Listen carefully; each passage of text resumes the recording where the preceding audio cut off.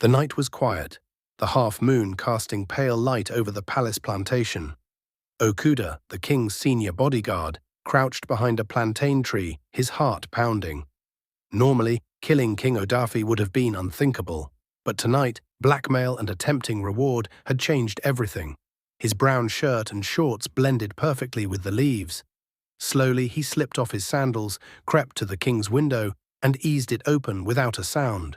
Inside, the gas lamp in the bedroom glowed faintly. The king lay frail and still from an illness no herbalist could cure. Okuda moved like a cat, his hand tightening around the sword at his waist.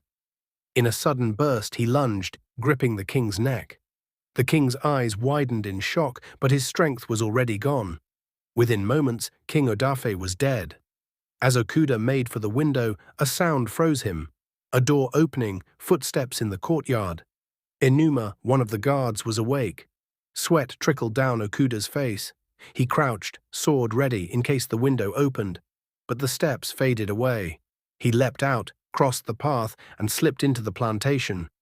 But Enuma had heard something. Sword in hand, he followed the noise through the streets and into the bushes. Okuda hid in an abandoned mud house, watching Enuma draw closer. A fight would be risky. Instead, he hurled a heavy log deep into the brush. The loud rustle drew Enuma away, and Okuda escaped down another path. Enuma's chase brought him face to face with Ogu, the chief guard. "You look angry," Ogu observed. "I almost caught him," Enuma growled. Ogu smiled.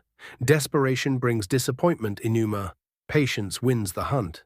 The king's sickness had begun when his last wife, Titi, desperate for a child, broke tradition by sleeping with other men, Urete, Agboro, and Okuda himself. It was a grave offense, punishable by public humiliation. Odame, a prince hungry for the throne, saw his chance.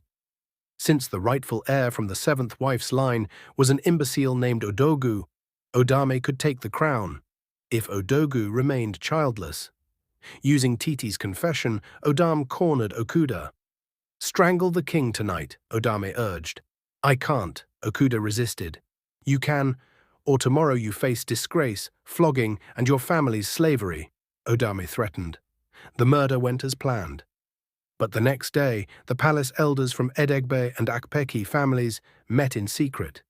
Their scheme, hide the king's death, install a regent for 2 years, and use the time to find Odogu a wife to give him a son. That son would inherit the throne, blocking Odame forever. Okuda slipped word of the plot to Odame, who in turn sought Ogu's help. "This regent trick will tear the kingdom apart," Odame warned. Ogu frowned. "If it's false, I won't support it."